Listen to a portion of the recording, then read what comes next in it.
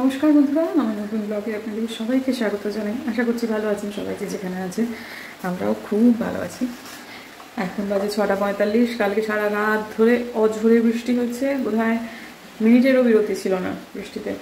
তো সকালবেলায় উঠে আমার মেয়ে আজকে স্কুল আছে, সেজন্য টিফিনের জন্য তৈরি হচ্ছি।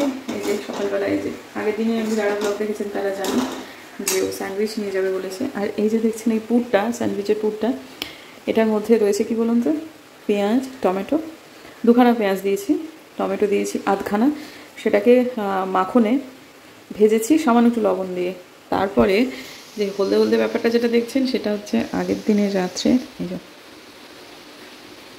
এটাকে পুরোটা দিইনি, সেটা হচ্ছে পটলের তরকারি। সেটাকে মিক্সিতে ঘুরিয়ে একেবারে কাদা কাদা করে ফেলেছি, কিছু বুঝতেই পারবে না। সব রকমই তো ওর মধ্যে রয়েছে। এটা এখানে দিয়ে ভালো করে একটুখানি নেড়ে চেড়ে জল জল ব্যাপার যেটা, সেটা খানিকটা শুকিয়ে ফেলেছি। এইটাকেই পুর হিসেবে ব্যবহার করব এবং এটা খেতে খুব ভালো হবে। বাড়িতে যে রকমের তরকারি হোক না কেন, লেফট ওভার তরকারি যাই থাকুক রাত্রেবেলায়, সেটাকে এরকম করে দিয়ে দেবেন পুর হিসেবে। তারপর স্যান্ডউইচের পুর তো বটেই, তাছাড়াও যদি আপনার ওই পরোটার ভেতরেও পুর দিয়ে দিতে চান একটু শুকিয়ে নিলে, তাহলে খুব ভালো হবে। হ্যাঁ, এখানে দুখানা ডিমও আমি পরবর্তীতে অ্যাড করেছি। সব মিলিয়ে মিশিয়ে তরকারিটাকে তরকারি বলে মনেই হচ্ছে না। এখন মনে হচ্ছে এইটুকু দিয়ে দিলেও হতো, কিন্তু ঠিক আছে থাক, এটা অন্য কিছুতে ব্যবহার করা যাবে আপাতত। এই জন্য এইটুকুই থাক। এটা আমার শ্বশুরমশাই এবং টুকুরে দুজনেরই হবে। তো 7:30 আমার মেয়ের বাস ছেড়ে যাবে, সুতরাং আমার কাছে বেশি সময় নেই, বা চট করে স্যান্ডউইচের পুরটা করে পিঠ করে দিই। আচ্ছা, হয়ে গেল। এবার এটাকে বন্ধ করে দিই। এখন বাজে 7:07।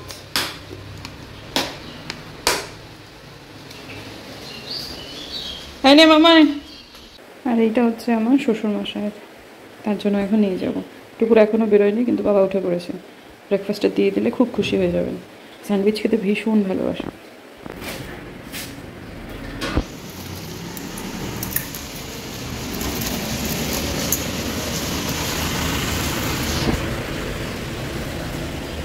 মেয়েটা আমার বেরোলো, আরও জোরে বৃষ্টি নামলো। বাপরে কি বৃষ্টি পড়ছে এখন বাইরে, মানে মনে হলো বেরোলো তারপরে গেল। যাই হোক, এখন বরের জন্য একটু দুধ চা করছি। সে মেয়েকে তুলে দিতে গেছে, এক্ষুনি চলে আসবে।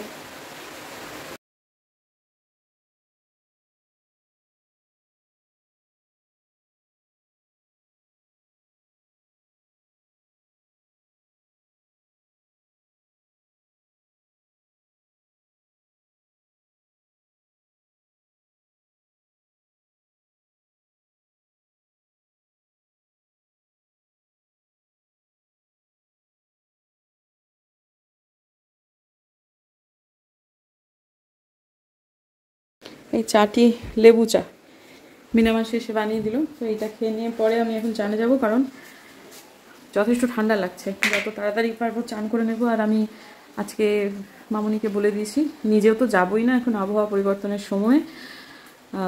আজকে কোনো রকম ফুল দরকার নেই, ছাদে যেটুকু আছে সেটুকু দিয়ে যতটুকু হয়। কিন্তু বাগানে ফুল অনেক ফুটেছে, কিন্তু বাগানে ফুল তুলতে গেলে মানুষ ভিজে যাবে। আজকে কোনোভাবেই ভিজা যাবে না। আলপনা দিয়ে আজকেও এলো না। মিনামাসি এসেছে, এত বৃষ্টি বাদলা মাথায় নিয়েও এসেছে, মামুনিও এসেছে। তো মামুনি ঘরটার মোছা হয়ে গেলে পরে আমি গিজারটা চালিয়ে নেবো, কারণ গিজার আগে চালিয়ে দিলে না ওই বাথরুম থেকে জল নেয়, তো ঠাউর করতে পারে না, ওসব গরম জল নিয়ে ফেলে আর কি। তাও বেরিয়ে গেলে পরে বেশিক্ষণ আর সময় লাগবে না। তো আমি চান টানগুলো সমস্ত কিছু করে নেব। কালকে আমার খুব একটা ভুল ডিসিশন হয়েছে। কালকে বিছানা চাদরগুলো তুলে আমি কালকে কেচেছি। যদি ওকে শুকনোই রেখে দিতাম, অন্য জায়গায় রেখে দিতাম, রোদ যেদিন উঠছে সেদিনকে কেচে নেড়ে দেওয়া যেত, তাহলে ভালো হতো। আর একটা ভুল হয়েছে যে কালকে কেচেছি রাত্রেবেলায়। কালকে সাথে সাথে কেচে অত তো বৃষ্টি আজকের মতো ছিল না, তাহলে আধখানা শুকিয়ে যেত। এখন এই সবগুলো নিয়েও চিন্তা করি, অথচ একটা সময় বৃষ্টি এত ভালোবাসতাম, এখনও বাসি। কিন্তু এই যে আজকে যেমন একটা মেয়েকে দেখলাম আর কি, ওরা যমজ ভাই বোন আর কি, শিলিগুড়িতেই থাকে, মাটিগাড়ার দিকটা, প্রধাননগর পেরিয়ে আর কি। ওদের ফ্ল্যাট থেকে না এমনি মানে নর্মাল সময়তেও পাহাড় দেখা যায়, যেমন টুকুরদের স্কুল থেকে দেখা যায়। তা ওদের বাড়ির পজিশনটাই হচ্ছে ওই রকম ফ্ল্যাটের। তা ওই মেয়েটি আমার ফ্রেন্ড লিস্টে আছে। ও বৃষ্টির জন্য আবৃত্তি করছে ভোরবেলায়, সেটাকে ভিডিও করে ফেসবুকে দিয়েছে, খুব সুন্দর হয়েছে। তা আমি ভাবছিলাম যে এই সময়টা আমারও কেটেছে একটা সময়, যে কোনো চিন্তা নেই, ভাবনা নেই। হ্যাঁ, যা বৃষ্টি দেখলেই গান পাচ্ছে, বৃষ্টি দেখলেই ভালো ভালো কথা মনে আসছে, কত কি ভাবছি। এখন দেখুন, মেয়েটা আমাকে করে ফিরবে, জামা কাপড় কী করে শুকোবে, কালকে একাদশী করবো, মানে কাল না পরশু দিন আর কি। কিন্তু কেনাকাটা কী করে করতে বেরোবো, গোপালটাকে একটা জামা কিনে দিতে হবে, সেজন্য বাজার কেমন করে যাব, কত রকমের চিন্তা শুরু হয়ে গেছে। ঠিক সময়ের সঙ্গে সঙ্গে সবই বদলে যায়, সবই বদলে যায়। আজকে স্যান্ডউইচটা খেয়েছো কেমন? খুব ভালো খেয়েছি। কালকে পাবদাম, আচ্ছা আচ্ছা, আর কালকে পাবদা মাছটা খুব ভালো খেয়েছি। না আমি সত্যি সত্যি জিজ্ঞাসা, আমি মিথ্যে কথা কেন বলবো, যেটা ভালো খেয়েছি ভালো খেয়েছি। আজকে স্যান্ডউইচটা কিন্তু আলু পটলের তরকারি স্ম্যাশ করে। হ্যাঁ খুব সুন্দর। ওটা ডিম ছিল না? ডিম তো ছিলই। আচ্ছা, না ওটা পটলটা বোঝা যায় বোঝা যায়নি, কিন্তু ভালো লেগেছে না খেতে? হ্যাঁ, আর কালকের একদম ও মাই গড রেসিপি হয়েছে হচ্ছে পাবদা মাছের তরকারিটা। একটু রেসিপিটা একটু বলে দাও তো মাসি। আপনি দাঁত বের করে বলতে হবে। দাঁত না বের করলে কি করে বোঝা যাবে? দাঁত একটা খুব সুন্দর অঙ্গ। আচ্ছা আচ্ছা, তুমি দাঁত যতদিন দাঁত থাকবে বের করুন। হ্যাঁ, আর মন ভালো থাকবে, হাসে। মন এবং দাঁত দুটোই ভালো থাকবে। শোনো শোনো, সব বলছি, শোনো না। একদম কালকে ও মাই গড হয়েছিল, অসম্ভব টেস্ট হয়েছিল। কি করে বানালে অত সুন্দর? ও আচ্ছা, কালো জিরা ফোড়ন দিলাম, শুকনো লঙ্কা ফোড়ন দিলাম। মাছ আগে ভেজে তুললে? ওটা তো ভাজের পরে দিই। আচ্ছা, তারপরে সে পেঁয়াজটা দিলাম, পেঁয়াজটা একটু নাড়াচাড়া করার পরে একটু ধনের গুঁড়া, জিরার গুঁড়া, লঙ্কার গুঁড়া দিয়ে ভাজাটা দেওয়ার পরে লাস্টে পোস্ত বাটা ছিল। না না, তুমি পেঁয়াজটাকে বেটে দিয়েছো না? না, বাটি পেঁয়াজটা বাটা দিয়েছো। হ্যাঁ, তা প্রথম থেকে একটু ভালো করে বললে হয় না, যে প্রথমে মাছটাকে নুন হলুদ মাখিয়ে তুই ভেজে তুলে নিলে? ওরে বাবা, না আগাগোড়া থেকে বলবো আমি, তুমি ওইটা বলো ভাই আগাগোড়া থেকে। হ্যাঁ, তাহলে আমি আগাগোড়া থেকে বলে দিচ্ছি। বুঝেছেন তো? সবার শেষে দিয়েছে পোস্ত বাটা, তাই তো? না না, পেঁয়াজ বাটা আগে দিচ্ছি, পেঁয়াজ বাটা। হ্যাঁ, না না, সবার আগে নুন হলুদ মাখানো মাছটাকে ভেজে তুলে নিয়েছে, তারপরে ফোড়ন দিয়েছে কালো জিরে দিয়ে, তারপরে দিয়েছে পেঁয়াজ বাটা, সেটাকে ভালো করে একটুখানি কষিয়ে নিয়ে তারপরে যে লবণ হলুদ জিরে গুঁড়ো ধনে গুঁড়ো লঙ্কা গুঁড়ো দিয়ে ভালো করে কষিয়ে নেওয়ার পর তারপরে পোস্ত বাটা দিয়ে একটু ফুটিয়ে নিয়ে জল দিয়ে তারপর মাছ দিয়ে দিয়েছে, তাই না মাসি? হ্যাঁ হ্যাঁ হ্যাঁ হ্যাঁ, কাঁচা লঙ্কাও দিয়েছে, অনেক কাঁচা লঙ্কা দিয়েছে। কাঁচা লঙ্কা কেনা হয়েছে তো, প্রচুর কাঁচা লঙ্কা আছে, সেজন্য মনের সুখে কাঁচা লঙ্কা দিচ্ছে। হ্যাঁ, কিন্তু এখানে 5 ক্লিপ করবে কিন্তু। মাসি এগুলো সরিয়ে নাও। এই তো জল নেওয়া হয়ে গেছে মামনি, তাহলে এবার আমি গিজার চালাই, আমি চানে যাবো। কি ঠান্ডা লাগছে, মেয়ে আমার আজকে উইন্টার ইউনিফর্ম পরে গেছে, এই সিজনে ফার্স্ট টাইম উইন্টার ইউনিফর্ম পরে স্কুলে গেছে। এবং যেটা হলো সেটা হচ্ছে এই সিজনে ফার্স্ট টাইম, এবং স্কুল তো শেষ হতে চলেছে, কাজে এই উইন্টার ইউনিফর্ম পরের বছর আর পড়বে না। মনটা খারাপ করে এগুলো ভাবলে, দূর বাবা। মানে যখন মাঝখানে তো 1 মাস আছে স্কুলে, তারপর তো স্টাডি লিভ পড়ে যাবে উচ্চ মাধ্যমিকের জন্য। ওরা যখন পরীক্ষা দিতে যাবে, কোথায় সিট পড়বে এখনো জানি না, পরীক্ষা দিতে যাবে তখনও কিন্তু ওই ফেব্রুয়ারি তো এই উইন্টার ইউনিফর্মটাই চলবে। যদি গরম লাগে সামার ইউনিফর্ম পড়তে পারে, অসুবিধা নেই, সেরকম বাধ্যবাধকতা কিছু নেই। কিন্তু সাধারণত আমি মেয়ের ক্লাস 10-এর পরীক্ষার সময় দেখেছি এই উইন্টার ইউনিফর্ম পরেই গিয়েছিল পরীক্ষা দিতে। দেখতে দেখতে এই সেদিন জন্মালো, নার্সারিতে ভর্তি হলো, করে কাঁদতে কাঁদতে স্কুল গেল। হ্যাঁ, সে প্রথম 1 রাউন্ড কান্না তো তার প্লে স্কুলেতে হয়েছে, বাচ্চাকে ঢুকিয়ে দিয়েছে, 30টা বাচ্চা 30টা সুরে কাঁদছে প্রথম দিন আর কি। খুব কষ্ট পেয়েছিলাম সেদিন আমিও, কারণ ও জানতো এর আগে তো কখনো বাবা মা ছেড়ে থাকেনি যে পেছন পেছন মা বাবা আসবে। ওকে ঢুকিয়ে দেওয়ার পর হঠাৎ করে পেছন ফিরে দেখলো দরজা বন্ধ হয়ে গেছে, বাবা মা নেই। কি বিভৎস কান্না, তখন 2.5 বছর পুরো নয় আর কি। কি কান্না, 30টা বাচ্চা 30টা স্বরে কান্না। যে বাচ্চা কাঁদতো না সে বাচ্চা আর ডাইনি বাইরের দিকে কাঁদতে লাগলো। হ্যাঁ, তো যাই হোক, সে একটা গেল। তারপর ভাবলাম স্কুলটা বোধহয় অভ্যস্ত হলো। স্কুলটা দুর্দান্ত ছিল, স্টেপ কিডস অসম্ভব ভালো স্কুল ছিল। তো যাই হোক, তারপর তো কাটলো 2 বছর, তো পুরোপুরি না হলেও যাই হোক। তারপর যখন ফর্মাল স্কুলে দিল, তো বিশাল বড় একটা বাসে যাবে, ওই আবার চিন্তা, বাসে যাবে। নার্সারিতে ভর্তি হলো, বাসে প্রথমে গিয়ে সুন্দর করে বসলো, বসার পর 2-1 মিনিটের মধ্যে নেমে আসবার জন্য সে কি উজ্জুতি, বাবার কোলে উঠবে উঠবে, কি কান্না। প্রথম দিন ওকে বাসে দেওয়া গেল না। তারপরে সবাই বললো যে বাসে তুলে দিতে তো হবে একদিন না একদিন, পরের দিনও যাবো না আমি। হ্যাঁ, তারপর সবাই বললো যে ওকে তুলে দিয়ে তুমি টুক করে সরে আসবে, যাবে না স্ট্যান্ডে। আর ওর বাবাকে নিয়ে গেলে খুব প্রবলেম হতো, বাবা ভীষণ ইয়ে করতো, কাঁদছে না, ঠিক আছে চলো আজকে। মানে পরপর 2-3 দিন হয়েছে আমরা ওকে স্কুলে পৌঁছে দিয়েছি, কারণ বাবা গেছিল সাথে। ও কান্না সহ্য করতে পারতো না। তা আমি তো দেখেছিলাম যে ওরকম করলে চলবে না। তো তারপরে ওর বাবা বাড়িতে রইলো, আমি ওকে ইয়েতে সে হ্যাঁচর প্যাঁচর করতে করতে নিয়ে গেলাম স্ট্যান্ডে, সে হাতি মরতো কাছেও নয়। হ্যাঁ, তো যাই হোক, তারপরে তুলে দেওয়ার পর হাত বাড়িয়ে বাড়িয়ে স্ট্যান্ড থেকে দেখছি দূর থেকে ছোট ছোট হাতগুলো বাড়িয়ে বাড়িয়ে কাঁদছে। আমি যাবো না, তখন বলছি তুমি কাঁদছো কেন? আর একটু বড় যারা আর কি, তাদের গার্জিয়ানেরা বলছে, তারা সব এখন কলেজে টলেজে পড়ে, কাঁদছো কেন? আমার কান্না পাচ্ছে তো কি করবো। হ্যাঁ, দেখুন দেখতে দেখতে আমার মেয়ে স্কুল শেষ হয়ে গেল। ভগবান, হতে চললো।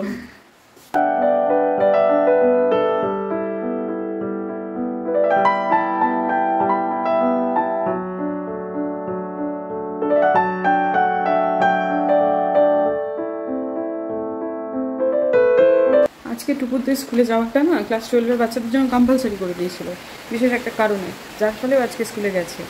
নাহলে এই বাদলার মধ্যে হয়তো বা স্কুলে যেত না। তো যেহেতু আজকে নর্মাল স্কুল নয়, সেহেতু স্কুলে ফেরাটাও তাড়াতাড়ি।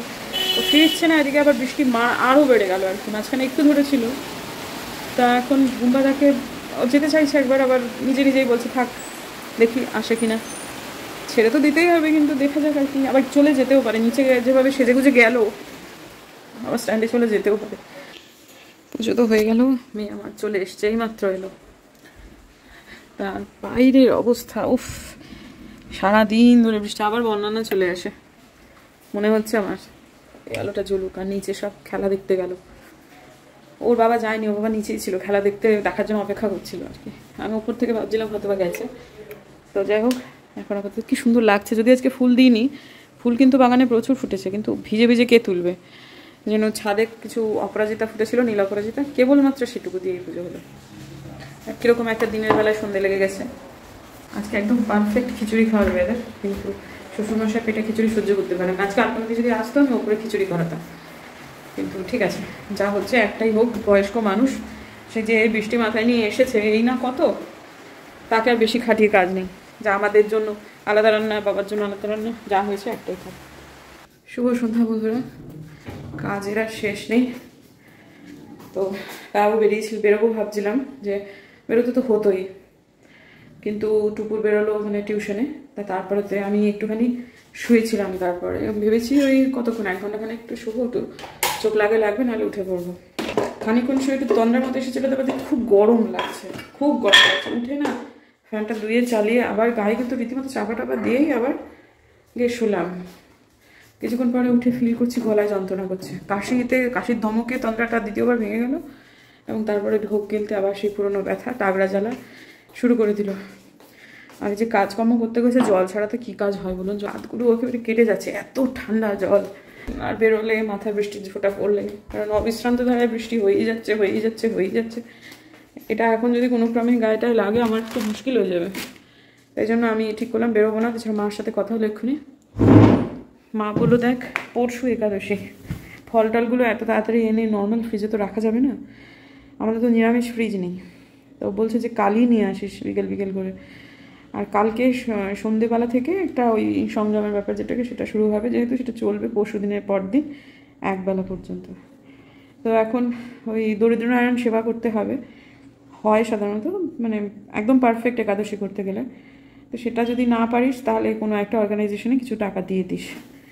তো সেটাই করতে হবে। এখন দেখি, অনেকেই আছে, কিন্তু তাও একজনের কথা মাথায় ঘুরছে, তাকেই দেখি ফোন করি। ওটা শেষ না হলে, ওটা না দিলে পর্যন্ত একাদশী সম্পূর্ণ হয় না। তবে যারা বছরে 12টা একাদশী করে, তারা প্রত্যেকেই এই পুরোপুরি 3 দিন করে কিনা আমি জানি না। তবে আমি যখন প্রথমবার শুরু করছি, আমি এটা করব, তারপরে আর করবো না মানে কি, এই 3 দিনের এই ব্যাপারগুলো আর কি এতটা ইলাবোরেট করে, এই শুধু একাদশীর দিন একাদশীর যে নিয়মগুলো সেগুলো পালন করবো বলে। এবং আপাতত এটা একটুখানি আদা ছেঁচে নিলাম, ছেঁচে একটুখানি গোলমরিচটা দেওয়া হলো না, যাক গোলমরিচটা দিয়ে নিই, একটু কলা শেক দিই। তারপর ছাদে যাব, সন্ধেবাতি দেওয়া হলো, ছাদে যাবো। বিছানা চাদর টাদরগুলো কি বিরক্ত লাগছে যে আমার, এই ভেজা ওয়েদারে আবার এই ঘরে ফ্যান চালিয়ে দিতে হবে। এখন ছাদে যাচ্ছি, জামা কাপড়গুলো সব তুলে আনি, বিছানার চাদর টাদরগুলো। আমার শ্বশুরমশাই আজকে গোবিন্দভোগ চালের ভাত খাবেন বলে দিয়েছেন। তা আমার ওপরে আলুটা একটু কম আছে, সেই জন্য আমি নিচে ঠিক এই কাজটি করবার পরেই গিয়েছিলাম আলু নিতে। তখনই হঠাৎ করে আমি দেখছি আমার শ্বশুরমশার মুখটা না অদ্ভুতভাবে একটু ফুলেছে, এবং কমপ্লেক্সনটা আরেকটু বেশি ডার্ক লাগছে। তা এই সময়টা দেখে বিরক্ত হচ্ছে, এত কোথায় মেলবো এটাই ভাবছি। তেমন কিছুই শুকোয়নি, একটা গোলাপি রঙের চাদর বাদ দিয়ে। তো যাই হোক, যেটা বলছিলাম, তো অথচ আমি ধরুন কিছুক্ষণ আগেই ওনাকে চা দিয়ে এসেছি, তখনও যেন স্বাভাবিক লেগেছে। আমি জিজ্ঞেস করলাম, বাবা আপনার মুখটা একটু ফোলা লাগছে, কি হয়েছে, আপনার কি শরীর খারাপ করছে? আমার তখন খুব টেনশন হয়ে গেছিলো। তখন বলছে, হ্যাঁ আমার একটু শরীরটা খারাপ করছে। তো আমি বললাম, কি হয়েছে? বলে, ঠিক বোঝাতে পারছি না কি হয়েছে, আমি ঠিক বলতে পারবো না কি হয়েছে। তো আমি তৎক্ষণাৎ ওপরে এলাম, ওপরে এসে ওনাকে একটু জল দিলাম, উনি খেলেন। আমি ওপরে এসে বোম্বাদাকে বললাম। তারপর বোম্বাদা নিচে গেল, বোম্বাদা টুপু দুজনেতেই নিচে গেল, আমিও নিচে গেলাম। খানিকক্ষণ কথাবার্তা বলবার পরই উনি না একদম স্বাভাবিক হয়ে গেলেন, জানেন, মানে ব্যাপারটা সাইকোলজিক্যাল, সেটা বোঝা গেল। একা নিচে বসে ওনার খুব কষ্ট হচ্ছে আর কি, সেটাই আর কি বোঝা গেল, এবং একদম স্বাভাবিক হয়ে গেলেন, মানে ধরুন 15-20 মিনিটের মধ্যেই। তো যাই হোক, ওই সমস্ত জিনিসপত্র নিয়ে এসে উপরেতে আবার এরকম করে গোঁজামিলভাবে মেলে দেওয়া এবং ফ্যান চালিয়ে দেওয়া। গোপালকে তো শয়ন দেওয়া হয়েই গেছে, এবং আগের দিনের জামা কাপড়গুলো সব যে পুরোপুরি শুকিয়েছে তা না, কিন্তু বিছানাতে রেখে দিলাম, মানে ভেজা নয়, ওই একটু স্যাঁতস্যাঁতে আর কি। তো ফ্যান চালিয়ে দিতে হবে। এই কাজটা আমার একদম ভাল লাগে না, কিন্তু কিছু করার নেই, পরিস্থিতি আর কি, কিছু বলার নেই আর কি। তো যাই হোক, ওনার খাবারটা হয়ে গেছে রান্না। তো আজকে ওপরে টুপুর, বুম্বাদা, আমার শ্বশুরমশাই 3 জনেতেই খাবে হচ্ছে গোবিন্দভোগ চালের ভাত। একজন জিজ্ঞেস করেছে তোমার ডিনার তো কখনো দেখাও না। আমার ডিনার আমি ভাত রাত্রেবেলায় খাই না, আমি আজকে মুড়ি খেয়েছি, হ্যাঁ, তো সেটাই আর কি। তো আজকে এই যে এখন আমার শ্বশুরমশাইকে এটা করে দেবো, জাস্ট এক্ষুনি নামালাম তো, মানে পুড়ে যাবে হাত দিলে আর কি। মাখনটা দিয়ে দিলাম, খানিকের মধ্যে গরম মানে গলে যাবে আর কি। তারপরে এটা একটু জুড়িয়ে গেলে, মানে হাত দেওয়ার মতো অবস্থা এলে আমি ভালো করে মেখে তারপর ওনাকে দিয়ে আসবো। এবং প্রত্যেকবার উনি যেটা বলেন যে ওনার পরিমাণে যেটুকু ভাত দেওয়া হয়, মানে যেটা ওনার পেটে হয় আর কি, সেটা দিলে গোবিন্দভোগ চালের ভাতের বেলা আরেকটু দিতিস, আরেকটু খেতাম। এটা উনি ভীষণ ভীষণ ভালোবাসেন, যার ফলে আজকে উনি সাধারণত যেটুকু খেয়ে থাকেন আমি কিন্তু তার থেকে একটু বেশি দিয়েছি। এবং এই যে দিয়েছি 2 মিনিটের মধ্যে শেষ হয়ে গেল, এবং খেয়ে পরে ওনার কিন্তু কোনো প্রবলেম হয়নি। আমি পরে ভয়েস দিচ্ছি, উনি একদম ঠিক আছেন।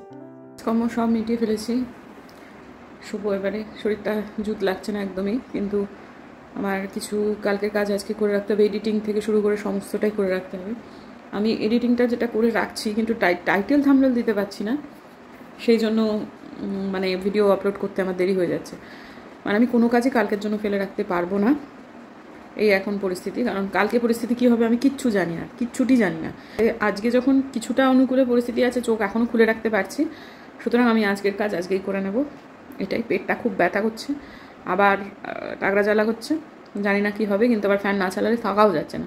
যে মেয়ে মাথার উপর ফ্যান চালিয়ে রেখেছে, কারণ হালকা করে না চালালে হচ্ছে না, কারণ প্রচণ্ড মশারি টাঙানোর অভ্যাস তো আমাদের চলে গেছে। মশারিগুলো যে কোথায় চলে আছে তারও কোনো ঠিক ঠিকানা নেই। এদিকে লিকুইডেটা না জ্বালাতে জ্বালাতে আমাদের খুব অসুবিধা হয় লিকুইডেটা চললে, যার ফলে হালকা করে একটু ফ্যানটা চালানো আছে। আমি হয়তো এডিটিংয়ের সময় ওটা বন্ধ করে দেবো। আমার আজকে 50,000 সাবস্ক্রাইবার কমপ্লিট হয়েছে। অনেক দিন থেকেই ব্যাপারটা হব করছিল, কিন্তু হচ্ছিল না। আমি পুরো ঝাড়া 2 বছর 40,000-এর এই যে গন্ডিটার ভিতরে আটকে ছিলাম, কি কারণ সেটা আমার নিজেরও জানা নেই। তো যাই হোক, এই ইয়েটা ভাঙলো এবং আমি 50,000-এ পৌঁছলাম, এবং সেটার জন্য আমি খুবই আনন্দিত। আপনাদের সবাইকে অসংখ্য ধন্যবাদ যে আমার 50,000 সাবস্ক্রাইবার, অর্থাৎ আমার 50,000 জন মানুষ আমার পরিবারে যুক্ত হলেন। এটা একটা বিশাল বড় একটা সংখ্যা। আমি জানি আমি যতদিন ধরে ইউটিউব করছি আমার এই সংখ্যাটা আরও হয়তো বা বাড়তে পারতো, কিন্তু বন্ধুরা ভেবে দেখুন 50,000 সংখ্যাটা নিতান্ত কম মোটে বলা যাবে না।